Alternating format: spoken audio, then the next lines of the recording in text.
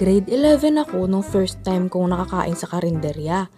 Lagi kasi akong may baong tanghalian nung elementary at high school ako kaya hindi ako makakain sa karinderya.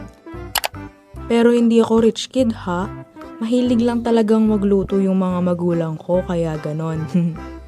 Napadalas yung pagkain ko sa karinderya nung grade 11 na ako. Nung 4th grading na kasi namin, sunod-sunod na yung activities na pinapagawa sa amin. Merong cheer dance, stage play, ang pag-ibig ay sadyang ganyan. at iba pa kaya kailangan mo talaga magstay sa school hanggang hapon para mag-practice. Minsan nga, hanggang gabi pa Doon kami sa karinderya malapit sa school namin nakain. Kapag uwian na at may practice kami, nag-uunahan na kami ng mga kaklase ko papunta sa karinderya.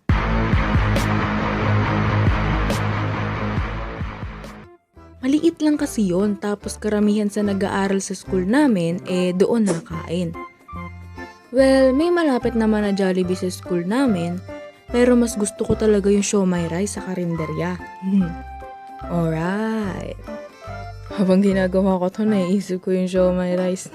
Nakakagutom tuloy. Anyways, balik tayo sa kwento. Dahil nga kuripot ako, syempre, meron akong na-discover na life hack para makatipid. Bago mag-uwian, inuubos ko na agad yung baon kong tubig para pagpunta ko sa karinderya, doon ako magre-refill. Libre lang kasi yung tubig doon tapos malamig pa. O diba?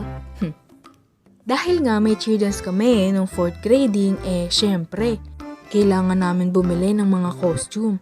At ito yung isa sa mga experience ko sa karinderya na hindi ko makakalimutan. Nasa palengke kasi kami noon ng mga kaklase ko. Bago kami bumili ng mga costume, naisipan muna namin kumain.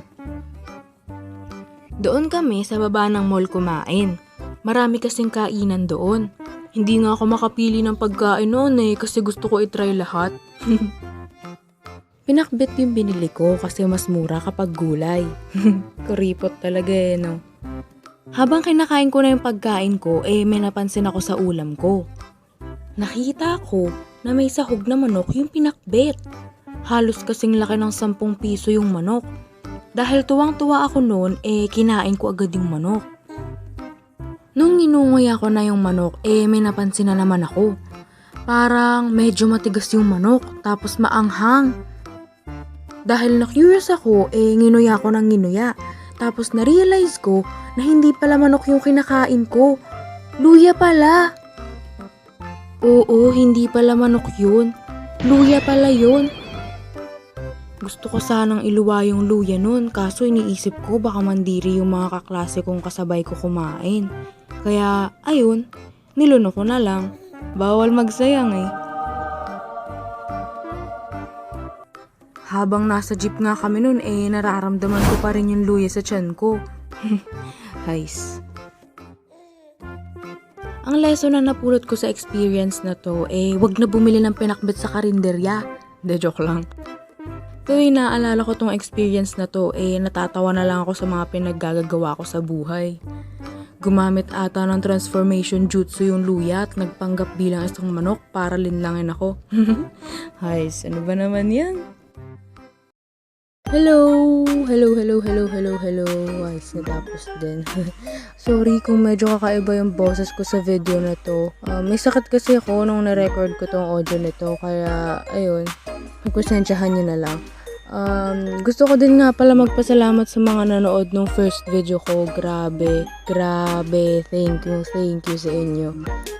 Thank you din pala dun sa mga nagbigay ng fan arts. Grabe, kilig ako. Wait. Hindi, joke lang. Ayun. Thank you sa panonood. Kita-kits sa susunod na video. Yun lang. Babu!